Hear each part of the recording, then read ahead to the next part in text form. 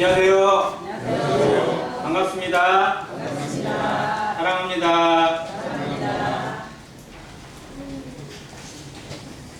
벌써 7월도 중순 되었습니다. 무더위가 익숙하진 않은데 또 햇살이 따갑고 뜨거운 태양 아래서 겨이삭이 잘 자라고 또 과일의 당도도 높아진다고 합니다. 다 필요하셔서 그만큼 허락하시는 건데 나와 맞지 않는다고 해서 불평하거나 또 내 마음에 들지 않는다고 판단하는 모습보다는 기다리는 것도 참 지혜가 아닌가 생각이 되어집니다. 오늘 말씀은 갈라디아서 6장인데요. 먼저 말씀을 같이 읽고 시작하겠습니다. 갈라디아서 6장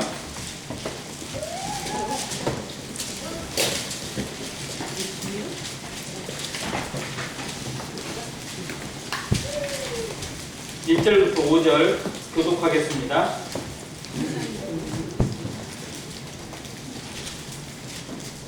제가 1절 읽겠습니다. 형제들아, 사람이 만일 무슨 범죄한 일이 드러나거든 신령한 너희는 온유한 심령으로 그러한 자를 바로잡고 너 자신을 살펴보아 너도 시험을 받을까 두려워하라.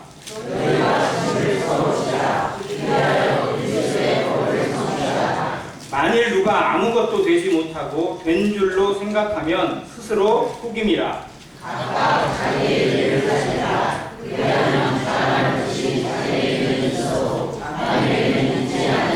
같이 읽습니다. 각각 자기의 짐을 질 것이라. 이제 이 말씀은 뒤에 10절에 있는 말씀까지 계속 연결되어지긴 하는데요. 서로 짐을 지는 교회라는 제목으로 한번 말씀 교제를 하긴 원합니다. 서로 뭘 지라고요? 짐을 지라고 말씀하십니다. 짐을 좋아하는 사람은 아무도 없습니다. 다들 가벼운 걸 좋아하고 짐이 없는 걸 좋아하고 정말 최대한 편하게 가는 것을 좋아합니다. 그러나 세상을 살아가는 모든 일에는 짐이 반드시 따라옵니다. 생각해보면 인생은 결국 짐 그 자체예요. 내가 살아있음 자체가 어떻게 보면 짐이죠. 그렇지 않은가요? 나의 살아있음이 어떻게 보면 자유롭긴 하지만 누군가에게 어마어마한 짐이 되기도 해요. 나는 지금까지 여기까지 살아오기에 있어서 누군가의 짐을 지는 것을 통해서 여기까지 오게 되었고 또 누군가가 내 짐을 져줌으로 인해서 여기까지 오게 되었고 또 나도 누군가의 짐을 짐으로 그를 도와주는 역할 가운데 있었다고 볼 수 있습니다. 부모가 자녀의 어떤 짐을 지듯이 또 선생이 제자의 짐을 져주고 또 동료가 동료의 짐을 져주고 형제 자매가 서로의 짐을 져주고 또 모든 사람들이 또 나에게 어떤 그런 역할을 해줬을 때 여기까지 있게 되는 것을 봅니다. 중국의 한자 중에 큰 대자가 있습니다. 아주 쉬워요. 딱 해가지고 그냥 이렇게 사람인에 이렇게 한 줄만 딱 붙으면 큰 대자가 됩니다. 근데 이 글자가 만들어지는 배경 중에 그 중국의 선현들이 고민을 했대요. 어떤 사람이 제일 큰 사람인가? 어떤 사람이 제일 위대한 사람인가? 어떤 사람이 제일 훌륭한 사람인가? 고민을 했는데요. 돈이 많고 싸움도 잘하고 권력이 있고 뭔가 이런 사람이 큰 것 같지만 실상은 제일 큰 사람은 남의 짐을 져주는 사람입니다. 그래서 사람의 짐을 져주는 사람. 자, 그러면 모든 사람의 짐을 져준 분 누구죠? 예수님을 구현하는 한자가 큰 대자라고. 세상에 누구도 감당할 수 없는 짐, 세상 사람이 지고 싶어도 질 수 없는 짐, 그게 바로 죄의 짐입니다. 이건 인간이 감당하고 싶어도 안 되고 부모가 자녀의 짐을 감당하고 싶어도 안 돼요. 부모는 자녀의 모든 것을 감당하고 싶은 또 내가 목숨을 던지서라도 이 아이를 건지고 싶고 도와주고 싶고 해주고 싶은 마음이 들어요. 그럼에도 해줄 수 없는 게 죄의 짐입니다. 인간이 할 수 없기 때문에 하나님이 육신을 입고 이 땅에 오셔서 모든 사람들의 죄를 짊어지시고 십자가에 죽으셨습니다. 그래서 침례 요한이 말하기를 보라 세상 죄를 지고 가는 하나님의 어린 양이라고 하신 말씀을 우리가 보게 됩니다. 바로 큰 짐, 누구도 감당할 수 없던, 누구도 질 수 없던 그 짐을 지신 예수 그리스도가 이 세상에서 그리고 온 인류 역사의 가장 큰 분임을 우리가 보게 됩니다. 그리고 그분을 통해서 구원받고 그분을 통해 자라가고 그분을 닮아가는 성도들도 이제 그분을 닮아서 그분의 본을 받아서 누군가의 짐을 져주기를 원하는 마음이 선한 마음, 성령이 주시는 마음, 하나님이 우리와 함께 하시는 것을 증거하는 마음이 누군가의 짐을 내가 지고자 하는 마음. 이게 교회예요. 우리가 하나님이 나를 이렇게 사랑하신 것을 깨닫게 되었을 때, 그것에 대한 감사가 있을 때 감사에 멈추지 않고 깨달음에 멈추지 않고 그것을 실천하고자 하고 그것을 닮아가고자 하고 그것에 순종하기를 원하는 마음이 지극히 선한 것입니다. 하나님이 주시는 마음이요 성령이 우리와 함께 하시는 증거가 될 것입니다. 교회는 그런 곳이어야 됩니다. 그래서 여기 말씀에 서로 짐을 지라는 말씀을 깊이 한번 생각해 보겠습니다. 우리는 무슨 짐을 지고 있는가? 어떻게 짐을 지고 있는지? 누구의 짐을 져주고 있는지? 근데 말씀을 읽다 보니까 조금은 좀 헷갈릴 수 있어요. 2절에는 너희가 짐을 서로 지라 그리하여 그리스도의 법을 성취하라. 이게 오늘 말씀의 주제거든요. 너희가 서로 짐을 지라. 그리고 그것이 그리스도의 법을 성취하는, 하나님이 그리스도를 이 땅에 육신으로 보내셔서 죽이시고 그 죽음과 부활을 통해서 우리를 구원하신 참된 목적, 이게 그리스도의 법입니다. 사랑의 법이에요. 육신의 법, 율법의 법이 아니라 사랑으로 이루신 완성된 법. 내가 너희를 사랑한 것 같이 너희도 서로 사랑하라 하는 법입니다. 바로 짐을 져줄 때 이 법이 성취되고 완성되어집니다. 진짜 교회가 완성되어지는 거죠. 하나님의 뜻이 우리 가운데 펼쳐지게 되고 이루어지게 되는 과정입니다. 짐을 지고자 하는 것이 그래서 필요하고 가장 아름다운 거예요. 그런데 5절에 가보니까 또 뭐라고 되어 있어요? 각각 자기의 짐을 질 것이라. 말씀에 약간 어폐가 있는 것 같아요. 자, 그러면 내 짐은 내가 져야 되고 또 각자의 짐을 지라고 말씀하셨는데 서로 짐을 지라고 하는 말씀은 또 무슨 차이인가? 이 차이를 우리가 좀 잘 알아야겠죠. 그런데 한글에는 똑같이 짐이라고 기록되어 있지만 헬라어는 또 영어를 읽어보면 다릅니다. 단어가 달라요. 앞에 2절에 있는 너희가 짐을 서로 지라는 짐은 헬라어로 바로스라고 되어 있습니다. 이건 무거운 짐이에요. 혼자서 진다 못 진다? 못 지는 거예요. 혼자서 질 수 없는 짐은 어떻게 해야 돼요? 같이 져야 돼요.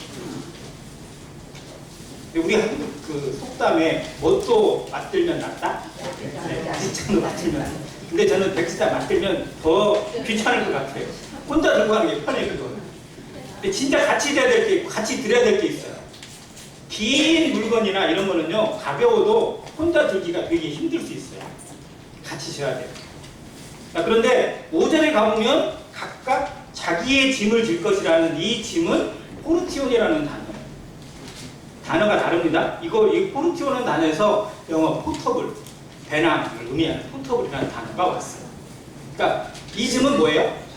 내가 지는 거예요. 내가 지는 거. 초등학생 1학년도 가방 자기가 지고 가요? 엄마가 들어줘요? 요즘은 엄마들이 들어주더라고요. 자기가 지고 가게 하는 게 맞아요. 그 짐은 질 수 있어요. 그 짐은 또 져야 돼요.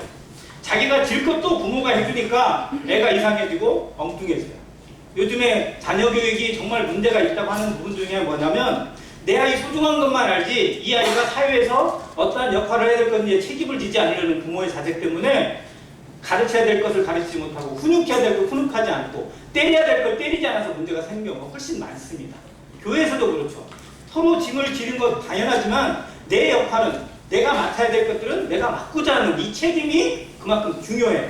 내가 질 짐은 지고 그리고 서로 져야 될 것들이 무엇인지를 찾고 같이 지는 것, 이것이 교회 생활이라는 것, 신앙 생활이라는 거죠. 이거를 마음에 생각하면서 같이 한번 들어봤으면 좋겠습니다. 남자분들은 군대 생각하면 뭐가 제일 떠오르는 거 있어요?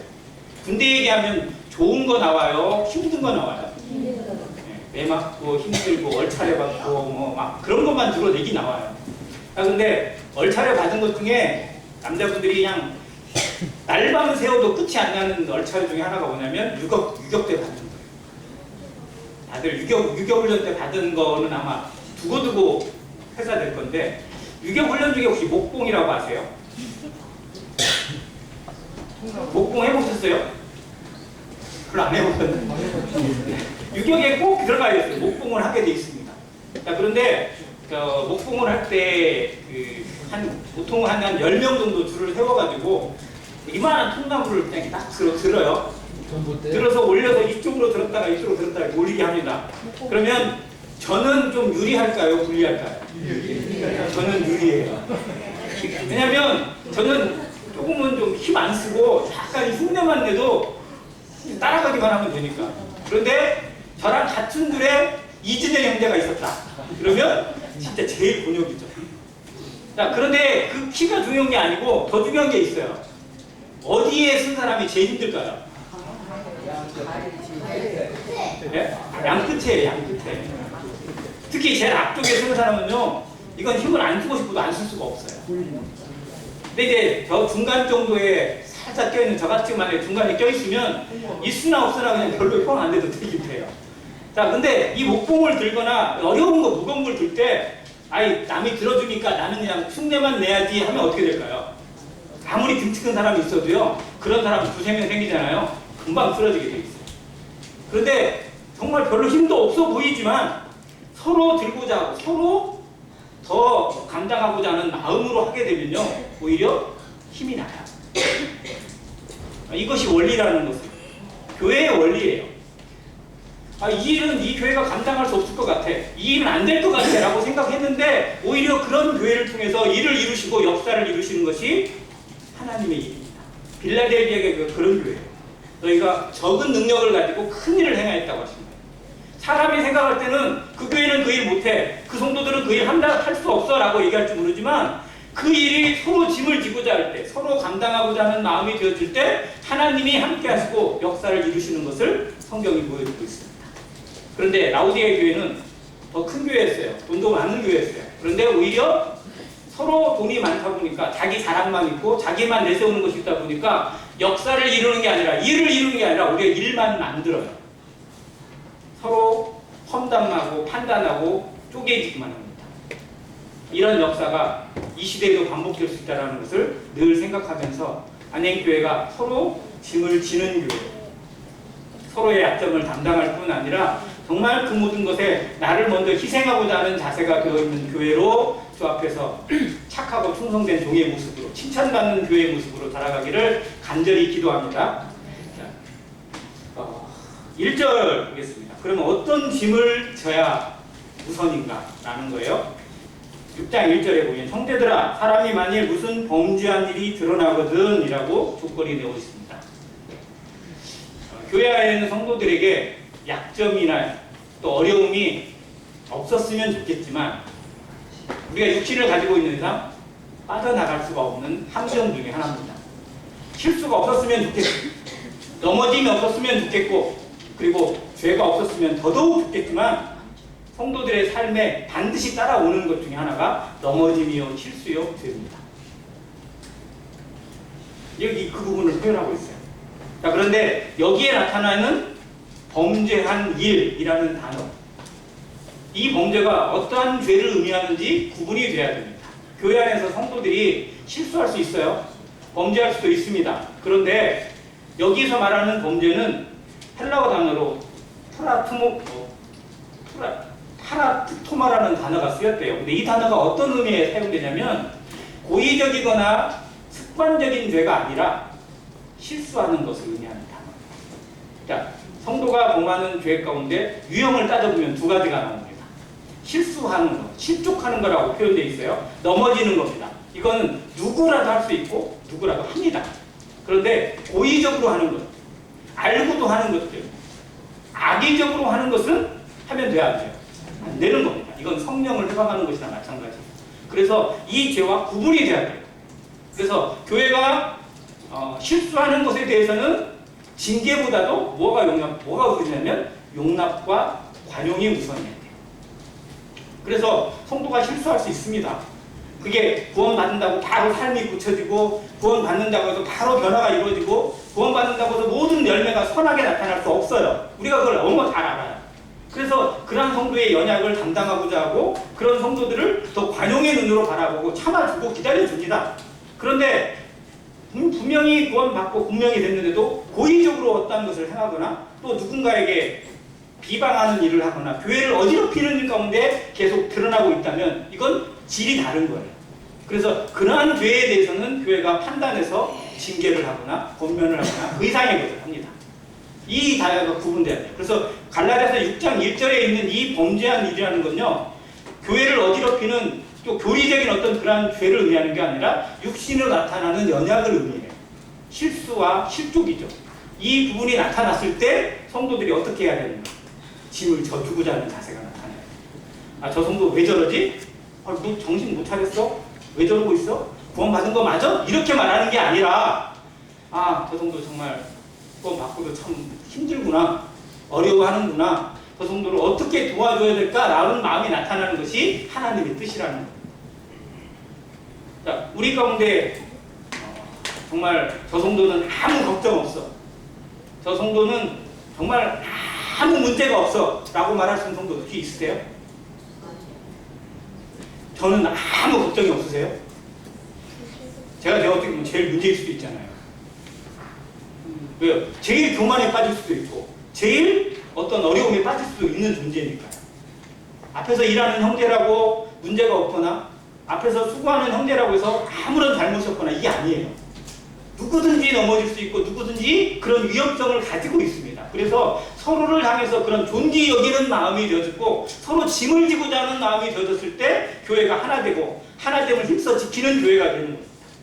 기다렸다는 듯이 판단하고 기다렸다는 듯이 정책 정죄하고 그것에 대해 물고 늘어지게 되면 교회는 교회가 아니에요. 이런 모습을 이 말씀에서 씁니다. 그래서 서로 짐을 지라는 말씀입니다. 뭐를 감당해야 돼요? 연약을 감당하는 거예요. 약점을 감당하고자 하는 마음입니다. 우리의 연약이나 약점이 어떤 부분에 나타났으면 모든 부분에 나타날 수 있어요. 어떤 부분은 습관적으로 그런 약점이 난다고 합니다. 그래서 신방이나 또 교제나 권면이나 서로 만나주는 시간들이 많이 필요한 성도도 있고요. 또 어떤 성도는 정말 기다려줘야 될 필요도 있을 수 있습니다. 우리에게 있는 약점들을 우리는 어떻게 감당하고 있는지, 어떻게 나누고 있는지 스스로 돌아보게 됩니다. 올 들어서 제가 교회의 모습을 이렇게 쭉 묵상하고 생각해 봤을 때 정말 감사한 게 이런 부분이었어요. 아픔을 나누고자 하는 마음, 감당하고자 하는 마음, 또 위로하고 격려하고자 하는 마음들을 하나님이 많이 주셨습니다. 왜냐하면 올해 들어서요, 정말 아픈 성도를 많이 주셨어요. 너무 아픈 분이 많아요. 갑자기 이상할 정도로 많거든요. 하루 지나면, 한 주 지나고 나면 어떤 분이 막 뭐 하게 됐다고 소식하고, 뭐 하게 됐다고, 수술하게 됐다고 그러고, 뭔 일로 뭐 암으로 치료받게 됐다고 그러고, 뭐 하고 뭐 이런 일들이요, 수없이 일어났어요. 지금도 우리는 여전히 아픔 가운데 있습니다. 그런데 그 아픔 속에서 계속 그런 것을 허락하시는 이유가 무엇일까? 그런 아픔 속에서 우리는 어떠한 모습을 배워가고 있고 어떠한 하나님을 실천하고 있는가? 그렇게 한번 생각하고 묵상해 봤더니 정말 그 아픔을 서로 같이 나누고 있고 공유하고 있고 같이 눈물을 흘려주고 붙잡아주고 있는 일들이 계속해서 일어나게 하셨어요. 너무 감사가 되고 너무 그래서 아픔이 아니라 오히려 위로가 되고 격려가 되고 힘이 되고 능력이 되게 하시는 하나님을 경험했습니다. 아무런 일이 없으면 편할지 몰라요. 그런데 일들이 계속 나타나고 일들이 계속 어려울수록 서로를 향한 마음이 뜨거워지고 서로를 향해 기도할 수 있는 기도가 더 간절해지고 그것이 주님의 몸이요 주님이 우리에게 허락하시는 사랑이더라고요. 이거를 경험하고 배우게 하셨습니다. 그래서 감사가 서로 짐을 지는 일, 이게 정말 어떻게 보면 하고 싶어도 쉽지 않은데 하게 하셨어요.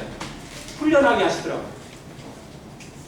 서로 카톡이라도 더 하고 전화라도 몇 번 더 하고 한 번이라도 한번 방문해서 같이 밥이라도 먹자고 보내주고 또 그러한 일을 통해서 생각지 못하게 위로를 받게 하시고 또 어떤 그 병원에 있거나 수술을 받고 또 그런 가운데 있을 때 정말 막 풍성한 어떤 그런 위로를 더하게 하시는 그런 돌봄이 나타나게 하셨습니다. 지금 반년 조금 지났는데 그 사이에 얼마나 많은 일이 주보를 한번 저는 주보를 정리하는 입장이잖아요. 그래서 주보를 지나간 주보를 쭉 들어봐 그것만 거기에 기록된 내용만 봐도 어마어마해요. 그런데 거기에 기록되지 않은 내용까지 하면 얼마나 많은 일들이 우리에게 있었을까. 그런데 그 많은 일들, 그 많은 아픔과 어려움 속에서 우리를 더욱 똘똘 뭉치게 하고 더 관심 있게 돌아보게 하고 한 번이라도 더 기도하고 한 번이라도 눈물을 흘리게 하시는 일들이 우리에게 주어지시더라고요. 성령의 선물이라고 저는 확신합니다. 이것이 우리를 서로 짐을 지게 하고 서로 나누게 하는 그런 하나님의 위로가 아닐까 생각을 해봤습니다. 성도는 완전하지 않습니다. 그리고 성도는 독불장군으로 존재하지도 않습니다. 교회에 대해서 성경이 보여주는 그런 원리 중에 하나가 고린도전서 12장에 있는 말씀인데 물론 그 말씀은 성령에 대해서 은사에 대해서 보여주시는 말씀인데 그 중에 정말 그 은사가 뭘로 비유되어 있느냐면 몸의 지체들로 비유되어 있습니다. 왜냐하면 고린도 교회에 그 말씀을 주신 이유가 있거든요. 고린도 교회는 은사가 없는 교회일까요? 많은 교회일까요? 없어서 문제일까요? 많아서 문제일까요? 자, 그러면 은사가 많으면 문제예요? 아니, 은사가 많은 건 복입니다. 그런데 고린도 교회는 뭐가 문제였냐면 서로 자기의 은사를 높이고 싶은 거예요. 서로 자랑하고 싶은 거예요. 그래서 사국이 많으면 배가 산으로 그냥 실제로 산으로 올라가는 정도가 아니라 하늘로 눕고 올라가는 그런 모습으로 서로 자기 잘났다고 떠들어대던 교회가 바로 고린도 교회였어요. 그래서 12장을 통해서 은사에 대해서 보여주시면서 은사의 역할이 뭔지, 은사의 한계가 무엇인지를 몸을 통해서 보여주시는 거예요. 왜? 그리스도의 머리에 각 지체들이니까. 모든 은사는 뭐로부터 오시는 거예요? 은사는 내가 만드는 거예요? 성령이 주시는 거예요? 그래서 성령의 은사라고 하잖아요. 그리고 머리 대신 그리스도의 영광을 위해서 존재하는 겁니다. 몸의 모든 지체들 중에 가장 소중한 지체 뭐예요? 혹시 아세요? 몸의 모든 지체들 가운데 가장 소중한 지체 이렇게 하면 제일 어려운 질문이에요.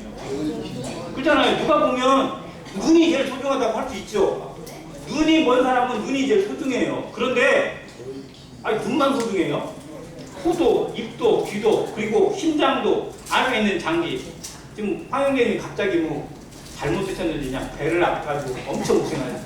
속에 있는 위나 장이 아프게 되면 그게 진짜 온몸을 고통스럽게 하는 거예요. 손가락 하나만 아파도 손가락 아프셔서 지금 감으신 분도 있습니다. 근데 여기만 아파요 그러면? 얘 다치면 얘만 아픈가요? 제가 많이 경험한 게 뭐냐면 제가 손질을 하고 나면 얘 뭐가 좀 하나 삐져나와요. 경험해 보셨어요? 뭐 하나 나와. 이게 그냥 손톱깎이로 탁 하면 좋은데 가만히 앉아서 이렇게 놀다가 이거 쭉 가만 안 두고 잡아 당겨요 그냥. 그러고 나면 밤에 갑자기 여기가 애려. 많이 경험했어요. 이게 아무것도 아닌 것 같은데요. 이 사소한 것 때문에 온몸이 힘들고 온몸이 아플 때가 있어요. 우리가 그렇게 연결되어 있는 존재라는 겁니다. 그래서 어떤 사람은 눈의 역할을 하고 어떤 사람은 보이지 않는 역할을 하지만 서로가 각 몸을 세우고 그리스도를 위하는 존재들로 보여지는 한 몸이라는 거예요. 우리 교회에 우리 모든 성도들에게 그러한 은사를 주셨고 그러한 가운데 서로 섬기게 하고 서로 돌아보게 하셨어요. 이것이 교회의 비밀입니다. 하나님이 주신 놀라운 비밀이에요. 이 비밀이 이루어졌을 때, 이 비밀이 채워졌을 때 이 몸을 세우는 게 되고 하나님의 영광이 드러납니다. 자, 구약 성경에 나타나는 몇 가지 사례, 두 가지만 제가 살펴보기로 원합니다. 서로 세워가는 비밀. 자, 이스라엘의 민족을 가장 대표적으로 보여준 사람이 누굴까요? 이스라엘 민족은 여기다라고 하는 거예요. 이스라엘 민족의 가장 대표성을 가진 사람이 누굴까요? 우리는 흔히 아브라함이라고 생각하기 쉬워요. 자, 그런데 실상 이스라엘의 모든 민족의 대표성을 가장 잘 보여준 사람은 야곱입니다. 왜요? 야곱의 12아들. 이게 뭐예요? 12지파. 지금 이스라엘 12지파잖아요. 그게 야곱의 아들들을 통해서 이루신 거예요. 자, 그런데 야곱의 아들들이 한 엄마에게서 나왔어요? 엄마가 몇 명이에요? 4명이에요. 4명. 네. 진짜 정부에 있고 또 사랑하는 아내 있고 첩들이 또 여종까지 둘 다 합쳐가지고 4명의 아내에게서 12를 낳았어요. 물론 그 중에 한 명이 6명을 낳았으니까 지분이 제일 크긴 하죠. 내가 제일 큰 마누라다 이렇게 얘기할 수 있는데 실상 제일 사랑받은 아내는 또 다르고 아무튼 그래요. 자, 근데 이 12명이 엄마도 서로 달라요. 어떻게 보면. 그리고 보면 또 경쟁이 너무 심해요. 엄마들이 서로 돕고 서로 유해하고 그런 사이에서 난 게 아니고 보면 막 네가 나? 나도 나야지 이러면서 경쟁하듯이 나다 보니까 자식들 사이에도 보이지 않는 경쟁이 항상 있었어요.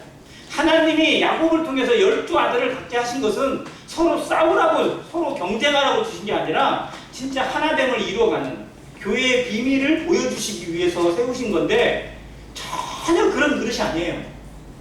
자, 그 중에 가장 특별한 아들 누구죠? 가장 특출난 아들 누구예요? 요셉이에요. 요셉. 자, 요셉은 제일 사랑하는 아내 라헬이 낳은 첫 아들이에요. 그러니까 야곱은 11번째지만 얘를 장자로 삼고 싶었어요. 그래서 채색 옷을 입혔어요. 그런데 나머지 위에 있는 10명의 형들이 안 입고 가도 너무 안 입고 꼴 보기 싫어도 너무 꼴 보기 싫은 거죠. 그래서 그냥 기회만 나면 밟아버리려고 하고 기회만 생기면 죽여버리려고 하고 그런 일이 창세기에 그대로 나타났어요. 그래서 실제로 죽이는 일을 시도했어요? 안 했어요? 했어요. 그리고 죽이려고 구덩이에 집어 던져버렸어요. 근데 그 구덩이가 물이 가득 차 있었으면 거기에 빠져 죽었을 거야 아마. 근데 물도 없고 거기서 안 죽어요. 그러니까 야 저거 어떻게 죽이지? 우리 손으로 죽이기도 참 애매하고 그때 누가 그 제안을 했을지 아세요? 팔자. 팔고 우리 돈을 벌자. 유다가 있어요. 유다예요. 4번째 아들 유다가 야 우리 손으로 죽이는 게 좀 그렇지 않냐. 차라리 노예로 팔고 우리는 돈이라도 벌자. 그래서 은 20에 팔고 자기들은 눌러를 알라.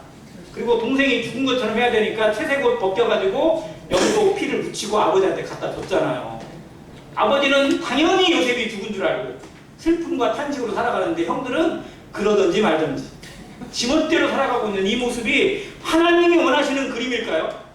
만약 교회가 성도가 아프든지 말든지 그냥 나만 좋으면 돼 이렇게 가고 있다면 그게 교회일까요? 아니라는 거예요. 그래서 하나님이 그들을 다루시기 시작합니다. 근데 저는 특별히 유다를 더 다루셨다고 생각해요. 그래서 유다에게 자기 집에 아들이 둘이나 죽어요. 자기가 낳은 아들 둘 죽잖아요. 이제 죄를 죽은 거예요, 실상은. 그리고 자기는 누구랑? 며느리라고 해가지고 자식을 낳아. 얼마나 부끄럽고 창피해요. 근데 그 일을 통해서 유다가 많이 깨달았을 겁니다. 그때는 머리 잘 돌아가고 계산 빠르고 이게 좋겠구나 이게 좋구나 이랬던 유대가 나중에 어떤 사람이 되었는지 성경이 보여주고 있는 거죠. 자, 그리고 요셉도 하나님이 다루세요. 꿈을 꿨으면 좀 겸손하게 형, 나 이런 꿈을 꿨는데 이게 무슨 꿈인지 모르겠어 이렇게 얘기했으면 죽이려고는 안 했을 것 같아요. 근데 내가 꿈을 꿨는데요 형들이 꿈보다 나한테 저라고요 막 이렇게 했어요. 자랑삼아 얘기하니 형들의 눈에 좋기 좋아요. 아무튼 그도 다스림을 받습니다. 그래서 노예로 팔려가고 거기에서 온갖 수모를 당했고 감옥까지 들어갔다가 결국은 하나님의 주권적 부르심에 의해서 애굽의 총리가 돼요. 그때부터 하나님의 역사를 시작합니다. 밑바닥부터 새로 뒤집는 거죠. 그리고 애굽의 총리가 된 이후에 요셉은 그게 끝이 아니에요. 그게 시작이에요. 그때부터 7년 동안 흉년이 있습니다. 흉년의 기간 동안 준비를 해요. 흉년이 곧 올 거니까 그걸 알고 있으니까 준비합니다. 그리고 흉년이 첫 해에 식량이 없으니까 형들이 10명의 형들이 돈을 다 짊어지고 애굽에 와서 음식을 사겠다고 곡식을 사겠다고 섰을 때 요셉이 보고 저 같으면 내가 요셉이었으면 그냥 당장에 그냥 어떻게 해버렸을 것 같은데 하나님의 마음을 배워서 그래서 요셉은 그들을 시험하고 그리고 시므온을 옥에다 가둬놓고 보내요. 보내면서 했던 말 뭐예요? 너희들은 정탐꾼이다. 여기를 온 스파이다. 너희들이 정탐꾼 누명을 벗고 곡식을 사려면 누구를 데려와라? 집에 있는 막내 동생 베냐민이라고 하는 네 동생을 데리고 오면 내가 믿어주겠다.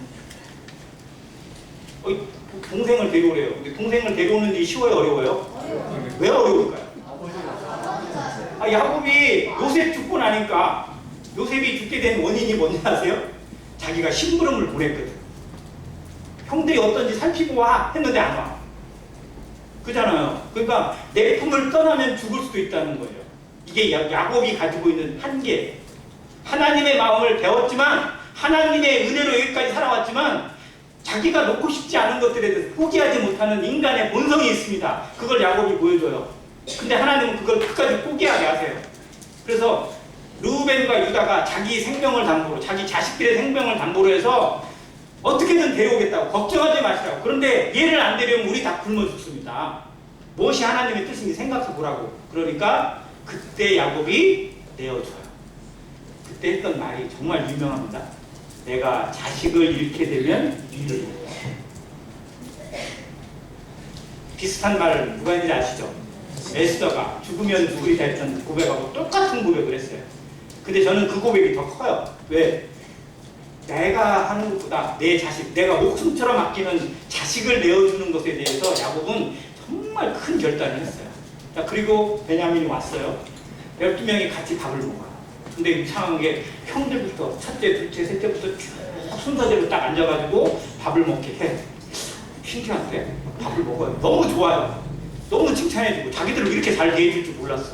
그리고 곡식을 사서 쫙 보내요. 딱 갔는데 룰루라라 이제 끝났다. 아우 이제 집에 가서 맛있게 먹으면 되겠다라고 돌아가는데 갑자기 군대가 들이닥쳐가지고 야 군장 검사 다 짐 풀어. 검사를 쭉 해요. 누구의 자료에서 나온다고요? 베냐민. 몇 번째?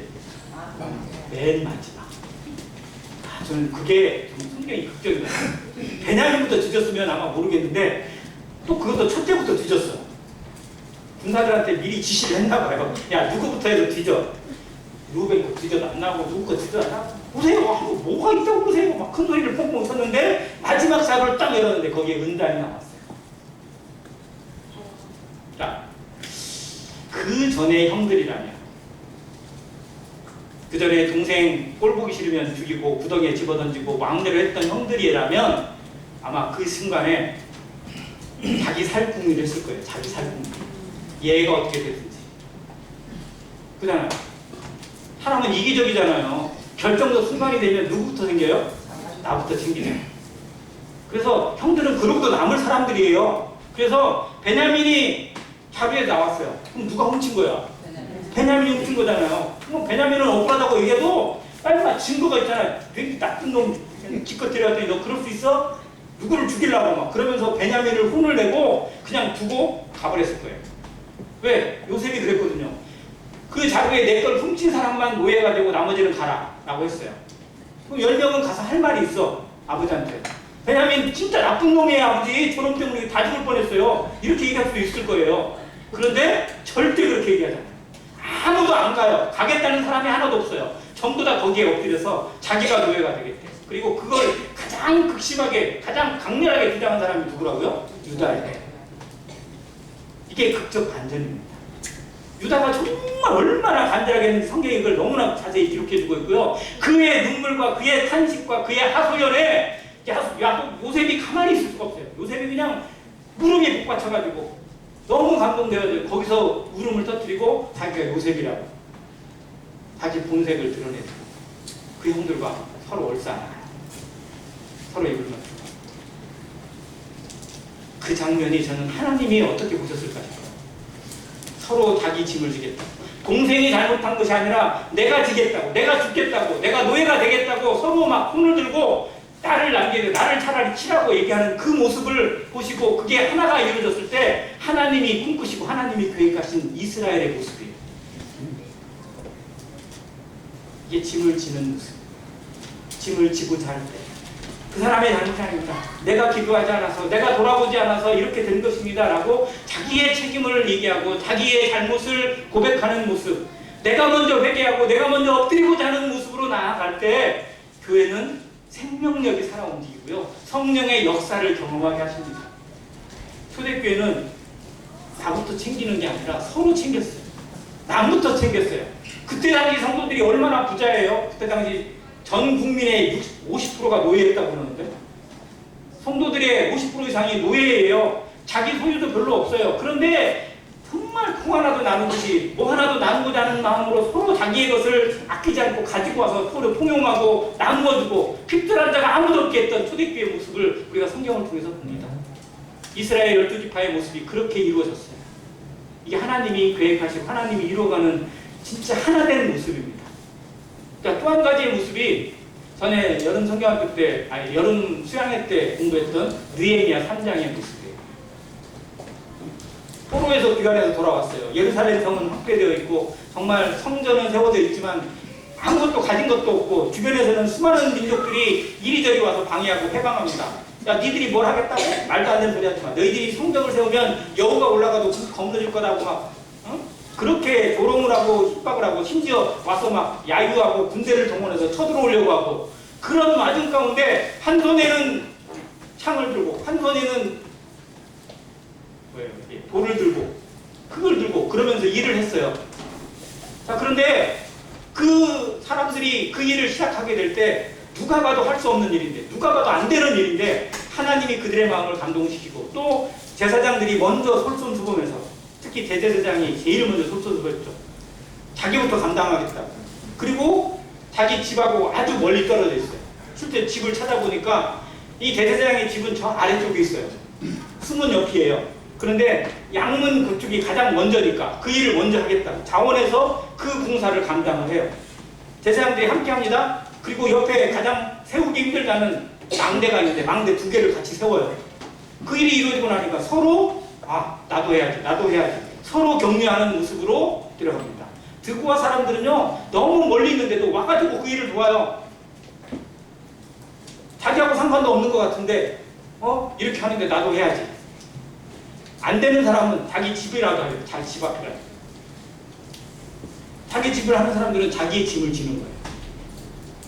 그런데 남들이 못하고 남들이 꺼려하는 부분을 감당하는 사람들은 서로 짐을 지고자 하는 마음으로 서로 격려하고 붙잡아주는 마음으로 그 일을 감당하게 하셨어요. 그래서 그 일이 며칠 만에 이루어졌다고요? 52일 만에 이루어졌어요.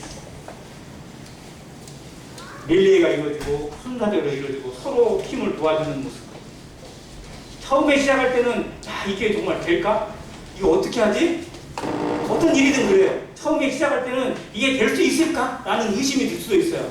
그런데 하나하나 쌓다 보면 한 걸음 한 걸음 가다 보면 어느새 정상에 가 있고 어느새 모양이 만들어지게 되고 어느새 집이 지어지게 됩니다. 그 한 걸음이 중요하고 그걸 계속 이어가는 끈기가 중요합니다. 교회는 그렇게 이루어지는 곳입니다. 이 사례를 우리 마음속에 생각해서 안 된다는 것, 또 판단하고 나는 괜찮지, 나만 빠져도 괜찮겠지, 나 아니어도 되겠지가 아니라 나부터 하는 마음. 그리고 내게 맡겨진 부분은 누가 뭐래도 내가 책임지고자 하는 마음으로 할 때 교회는 하나님의 역사와 성령의 능력을 경험해요. 나를 드리고자 할 때 성령의 역사를 경험하는 것이지 가만히 있는데 나는 가만히 있는데 성령이 알아서 해주시는 게 아니에요. 성령은 보혜사라고 되어 있습니다. 도와주는 역할. 근데 그 일을 내가 어떻게 하고자 할 때 도와주시는 것이지 내 마음이 열리지 않으면 성령도 그냥 가만히 계시죠. 그래서 소멸하고 근심하게 됩니다. 이런 모습을 교회가 지켜가야 돼요. 안행교회에 해야 될 일이 참으로 많습니다. 그런데 그 일을 장로들이 하고 집사들이 하고 일꾼들이 먼저 해야겠죠. 그런데 그 일을 누구만이 하는 거 아니라 모든 성도들이 같이 해야 될 일입니다. 서로 짐을 지고자 하는 자세. 나는 일꾼은 아니지만 나는 무엇은 아니지만 동역자라는 자세. 왜? 가장 중요한 게 동역의 마음이거든요. 리더십도 중요하지만 리더십을 모든 사람이 가질 수는 없어요. 펠로우십이 필요하고요. 파트너십이 필요합니다. 그 일이 같이 합력해서 선을 이루게 될 때 정말로 하나님의 역사를 보게 됩니다. 로마서 8장 28절을 저는 정말 좋아합니다. 하나님을 사랑하는 자, 곧 그 뜻대로 부르심을 입은 자들에게는 뭐라고요? 모든 것이 합력하여 선을 이루게 하십니다. 우리 안에서 어떠한 선이 이루어지게 할 것인지 그러려면 나의 자세가 준비돼야 돼요. 나의 짐을 지고자 하는 자세, 나의 역할이 무엇인지 찾고자 하는 자세, 그리고 그것이 눈이 열려져야 돼요. 자기의 짐을 지는, 자기의 짐을 감당하고 그런 책임을 가진 사람이 다른 사람의 짐을 져줄 수 있어요. 자기 것도 못 지면서 남의 걸 져주겠다고 하는 사람은요, 이거는 그야말로 오버하는 거죠. 자기 역할이 있어요. 이나자매님, 아준이가 몇 살이죠? 9살 많이 먹었네요. 자, 9살짜리 아준이가 엄마가 너무 고생하는 것 같고 아빠가 힘들어하는 거 같으니까 엄마, 아빠 저 결심했어요. 저 학교 다니는 것보다요 돈을 버는 게 중요한 것 같아요. 그래서 학교 때려치고 저 내일부터 모가대판에 가서 일할게요 라고 하면 기특해요? 그냥 숙박명이 한 대 맞겠죠? 그때 맞는 게 있어요. 그걸 뛰어넘어서 다른 걸 하겠다고 하는 게 그게 기특한 게 아니라 정말 어처구니가 없는 거예요. 우리의 신앙에서 가장 기본은 뭐냐면 자신의 위치를 지키고 자신에게 맡겨진 짐을 지는 겁니다. 근데 성도들의 기본이 뭘까요? 성도들의 삶에 있어서 가장 우선적으로 나타나는 게 뭘까요? 저는 성경을 보는 겁니다. 말씀을 보는 거예요. 영적으로 내면이래. 기도하는 겁니다. 이거 무장 안 되면서 다른 걸 하겠다고 하는 것 자체는 엉터리예요, 그건. 그리고 성경 안에서 정말 이루어지는 어떤 봉사의 기본은 집회 참석입니다. 교회가 공적으로 모이는 일에 참석하고 그 일에 함께 하면서 서로 관심을 가져가고 교회의 어떤 일에 동참하는 것이지 그건 하지 않고 나는 이 일을 맡겠습니다. 이 일을 하겠습니다. 라고 나서는 것 자체는 정말로 어불성설입니다. 그래서 교회의 공적인 모습에서 서로 참석하기를 권하고 서로 그런 참석을 권하는 모습 또 그러한 모습에서 서로 자원함으로 이게 채워지는 모습이 되어질 때 교회 안에 일들이 보여요. 그렇게 관심을 가지고 그런 일에 드러나는 사람은요 보여. 성령이 보여주시는 거예요. 그 일을 감당하게 합니다. 그래서 그러한 역사를 이뤄가는 안행교회 되어져서 주님 앞에서 칭찬받는 교회로 주님 앞에 영혼을 끌어당기는 교회로 주님께서 이곳에 이 따뜻하고 이 풍성한 곳에 영혼을 더해 주시는 것이 전혀 아깝지 않는 교회로 그래서 초대교회는 그 분위기가 너무 따뜻하고 모든 사람을 품을 수 있는 분위기가 됐어요. 그러니까 주께서 구원받은 자들을 날마다 구하게 하셨고 영혼을 보내주셨습니다. 이 교회가 영혼으로 채워지기 위해서 우리 자신이 서로 짐을 지는 교회 그리고 그보다 먼저 자신의 역할을 자신의 위치에서 맞게 섬기는 그런 성도의 모습이 채워지기를 원합니다. 이 모습을 통해서 주님 앞에 합당한 모습으로 섬겨가는 교회 되시기를 간절히 바랍니다. 이상입니다.